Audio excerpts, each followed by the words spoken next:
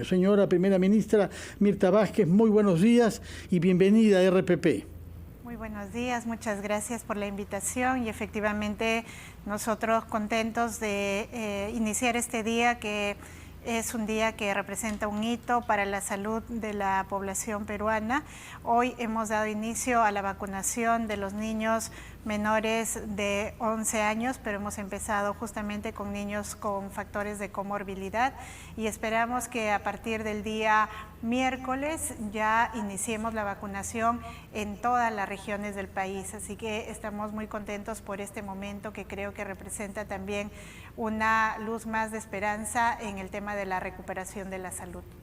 Y todo lo que usted vio discurrió con naturalidad. Se trata de niños probablemente hospitalizados en el INEM o que tienen que ver con él, pero se ha insistido en que los niños deben ser acompañados por algún adulto de su familia y estar provistos de un DNI o algún otro documento de identidad. Exactamente, y esa es una precisión muy importante que tenemos que hacerles a los padres de familia. Todo niño para la vacunación tiene que ir acompañado por el adulto que ejerza responsabilidad, el padre, la madre o un tutor, y va a tener que firmar un consentimiento antes de proceder a esta vacunación. ¿Cómo está, Premier? Muy buenos días. ¿Cómo está? Muy buenos días, Carlos. Yo quisiera referirme al tema de lo que se está haciendo en la limpieza de las playas y toda esta situación que se ha originado por el derrame de petróleo. Ayer en una entrevista usted no descartó la posibilidad de una suspensión de la licencia de Repsol. ¿De qué depende esta suspensión, esta posible suspensión de la licencia, y en cuánto tiempo se estima concluir la limpieza de las playas? Porque el ejecutivo de Repsol dijo que a fines de febrero, ¿no?, ya podrían estar ellos hablando de una situación así. ¿Cuál es el estimado que tiene el gobierno respecto a esta labor de limpieza? Les pido, por favor, que nos espere un minuto porque tenemos que cumplir con los anunciantes y regresamos con sus respuestas, por favor. Vamos a ampliación de noticias. Estamos conversando con la presidenta del Consejo de Ministros, Mirta Vázquez, y le había dejado planteadas estas preguntas, Premier, ¿de qué depende, ¿no?, o cuándo se tomaría una decisión sobre una posible suspensión de licencia de Repsol, y si es que efectivamente, como estimó el representante de esta compañía ayer en un programa dominical, la limpieza de todas las playas afectadas, contaminadas, terminaría a fines de febrero? Sí, es muy importante esta pregunta, Carlos, porque creo que en principio nos lleva a diferenciar. Hay dos momentos que se tienen que asumir en justamente para afrontar este desastre ambiental. La primera es la limpieza y la segunda es una etapa de remediación, es decir, no solamente basta quitar el hidrocarburo de la zona donde se encuentra acumulado, sino que hay que iniciar una etapa de remediación para recuperar el medio ambiente, y creo que esa es una etapa también bastante larga. Entonces, solo para la etapa de limpieza, en realidad la empresa estima que se va a tomar hasta febrero. Nosotros estamos evaluando, en realidad es un tema que tiene que definir la parte técnica, porque todavía falta identificar qué tanto se sigue extendiendo, hasta dónde se va a extender este derrame, y de eso dependerá también cuánto va a demorar la limpieza, ¿no?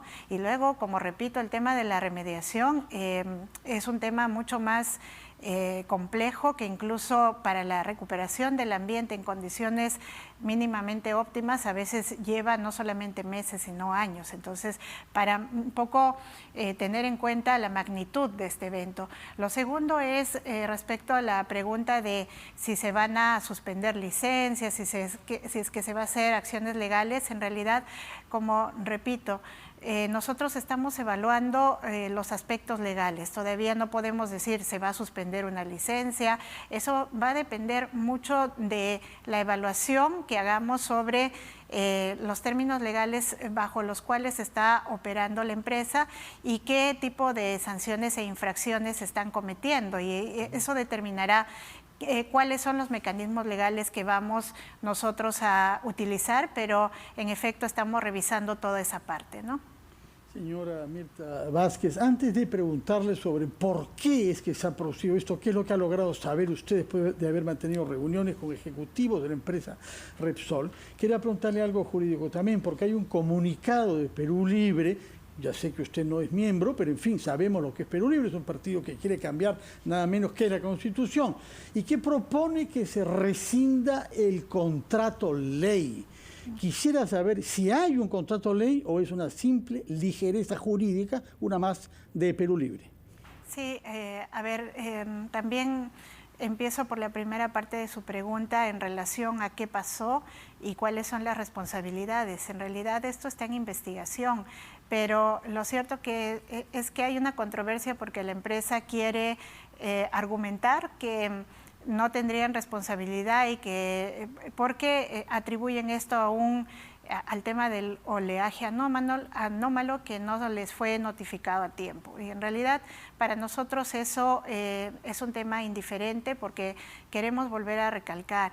En nuestro país funciona algo que se llama la responsabilidad objetiva, que significa que cualquier persona natural o jurídica que haga labores riesgosas como esta, tiene que asumir responsabilidad por cualquier hecho dañoso que se produzca, indiferentemente de lo que pase, de que hubo un oleaje, que hubo más viento, menos viento. Finalmente ellos no pueden aducir que no tienen responsabilidad, tienen toda la responsabilidad y por tanto eso tiene que llevar a pensar en las consecuencias, incluso en sanciones e indemnizaciones. Lo siguiente es que, bueno, los partidos políticos pueden opinar políticamente de lo que se debe hacer, pero no se puede en realidad adelantar opiniones en este momento diciendo rescisión. He escuchado varios términos, rescisión, nulidad, que incluso se expropien, ¿no?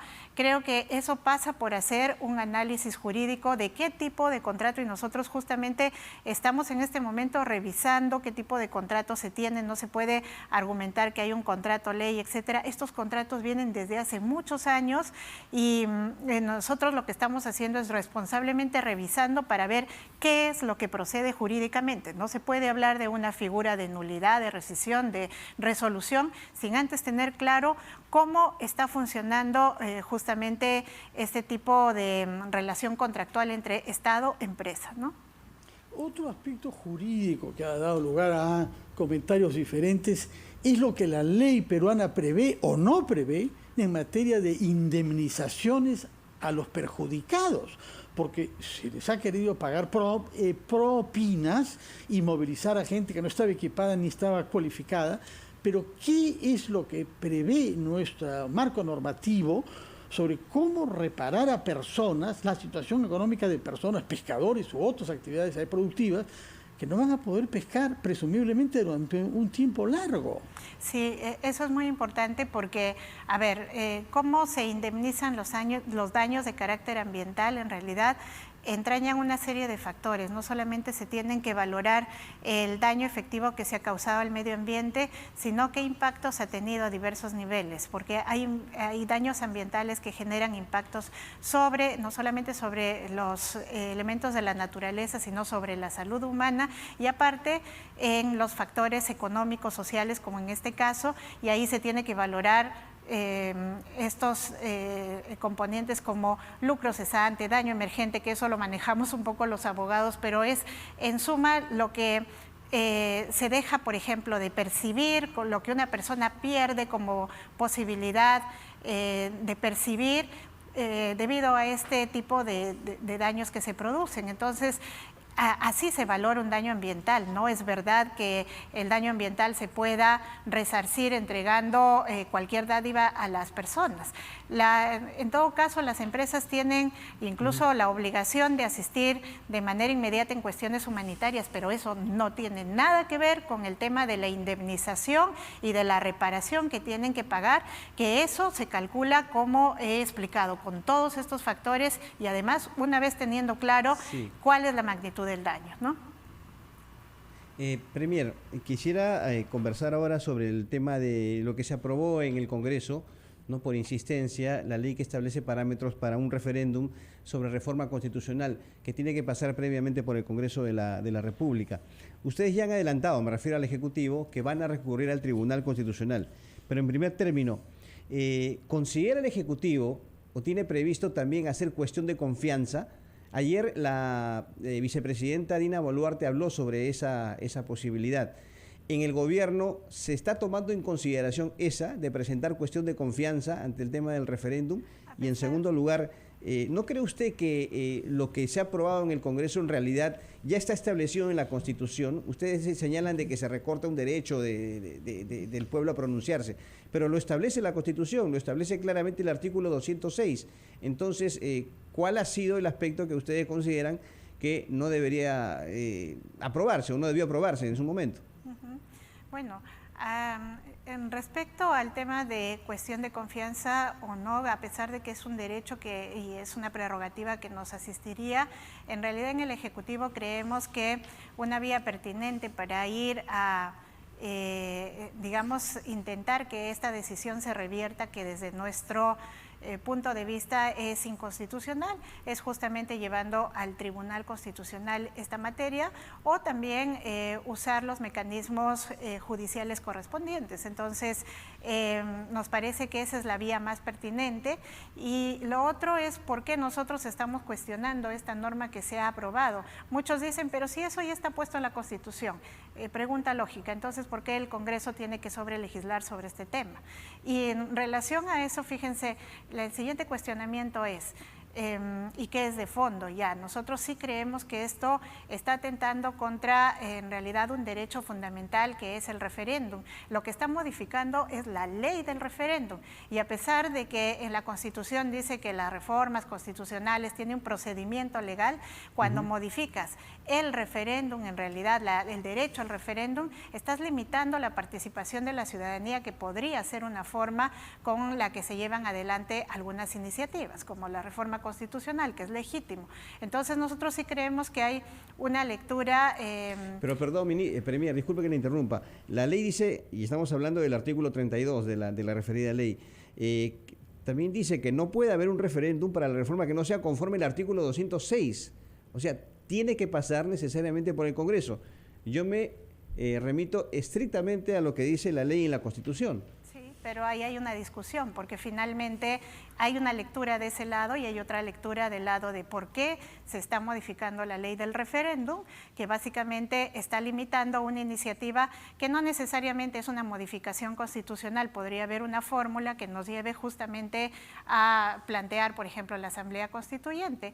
Eso se está limitando. Ahí tenemos una lectura jurídica y vamos a discutirla y debatirla, pero a ver, otra cosa que a mí me llama mucho la atención es que es clarísimo que el Congreso está legislando bajo un interés político, porque ellos están legislando, modificando una norma para impedir un procedimiento específico. Las leyes no se hacen de esa manera. Las leyes tienen que hacerse en abstracto y no tienen que responder a cuestiones particulares, porque si no, las podemos tergiversar.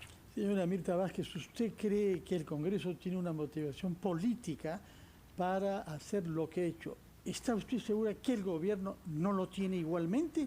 Sobre todo cuando uno escucha declaraciones de algunas personalidades influyentes, como el señor Vladimir Cerrón, quien sostiene que estar en el gobierno no es tener el poder, y que para asegurarse el poder hay que convocar una asamblea constituyente con la modalidad que él ya previó, que no es un voto un ciudadano, para tener todo el poder y refundar la nación. Quiero que nos conteste si no hay también intenciones políticas por el otro lado, después de una breve pausa, por favor.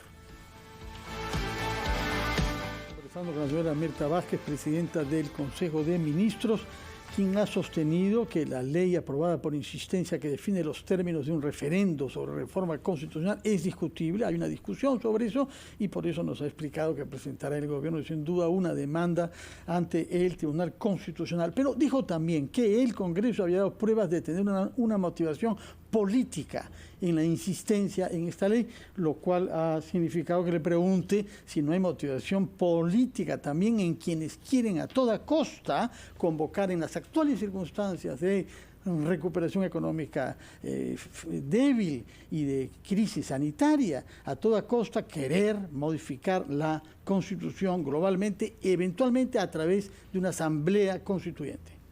Sí, a ver, yo creo que siempre van a haber motivaciones políticas en cualquiera de los actores, ¿no? Y eso creo que así no nos guste, eso es válido, que haya motivaciones políticas en diferentes actores. Donde no debe haber una motivación política, sobre todo por un caso específico, es en el legislativo. Ahí no puede haber ese tipo de condicionamiento, porque a lo que nos lleva justamente es a legislar por casos específicos. Eso es lo que nosotros discutimos.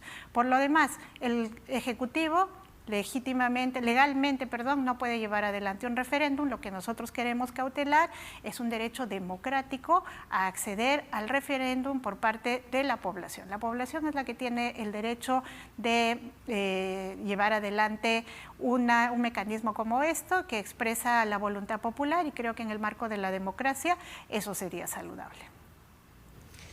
Premier, una precisión con respecto a ese tema. Entonces, ¿descarta usted la presentación de la cuestión de confianza? No es un tema que se haya discutido dentro del Ejecutivo. Y usted habla de usar mecanismos judiciales. ¿Estamos hablando qué? ¿De habeas corpus? Acciones de amparo, por ejemplo. Acciones de amparo son procedentes, por ejemplo, de parte de los afectados, se podría llevar adelante, eso es un mecanismo judicial. Y luego a nosotros, pues a lo mejor nos compete ir al Tribunal Constitucional.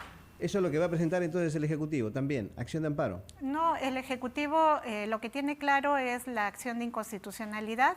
Para cualquier afectado con este derecho le correspondería las acciones judiciales de amparo, por ejemplo. Ok, Fernando. Señora Vázquez, sí, el presidente de la República dijo ayer que él está persuadido de que el Tribunal Constitucional votará a favor de la demanda que presente el gobierno. No conocemos los argumentos todavía, pero sí el fondo. ¿Usted también está convencida de que el Tribunal Constitucional votará en ese sentido? Puesto que hay muchos indicios y muchos constitucionalistas que son hostiles a la mayoría parlamentaria, como el señor Cairo, que ha sostenido que efectivamente el artículo 206 define los términos del referendo en el mismo sentido en que esta ley los explicita. De manera que hay opiniones de constitucionalistas que hubieran podido políticamente sentirse tentados de lo contrario, que están sosteniendo que no tiene viabilidad esa demanda. ¿Cómo lo ve usted? Bueno, miren, hay opiniones muy respetables de constitucionalistas que están a favor de esta norma y otros que, como nosotros, están discutiendo y creen que realmente esta norma tiene vicios de inconstitucionalidad. Entonces hay de ambos lados. Lo más saludable es llevarlo al tribunal y nosotros seguimos confiando en las instituciones, en un tribunal que pueda resolver de manera objetiva, de manera sensata, porque creo que esto también va a resolver varios de los problemas que estamos afrontando en el país en los últimos años, problemas de ingobernabilidad, problemas realmente en el que se genera un desbalance de poderes. Eso es lo que hay que cautelar en el fondo. Lo que no queremos es que finalmente con estas normas también impacte sobre el equilibrio de poderes que tenemos que preservar en la institución democrática, ¿no? Premier, ¿cuál es su opinión respecto, ya que usted habla acerca de la labor del Poder Legislativo, de esta presentación últimamente frecuente de mociones de interpelación? Ya tenemos 2 a un ministro, que es el de Interior, 2 a otro ministro, que es el del Ambiente. Hay una interpelación ya en proceso al ministro de Energía y Minas. Y en segundo término, hablando justamente del ministro del Interior, ¿qué opina sobre estos desencuentros que hay entre el propio ministro y el comandante general de la policía, Javier Gallardo, por el tema de los ascensos? ¿No cree usted que en una situación en la cual estamos agobiados por el tema de la inseguridad ciudadana y otros aspectos, estas disputas o desencuentros pueden perjudicar la toma de decisiones en estos objetivos?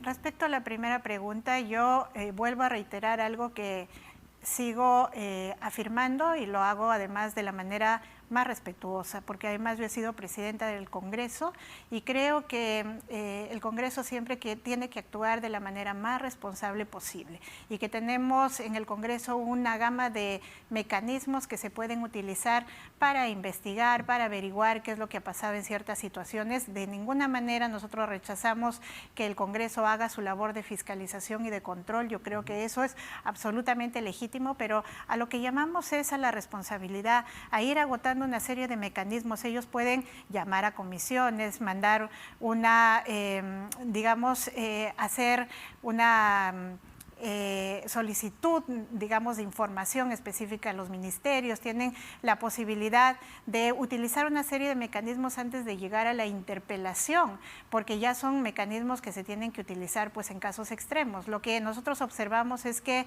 hay el uso ordinario de este mecanismo de interpelación y de censura permanentemente, y creo que eso no es saludable.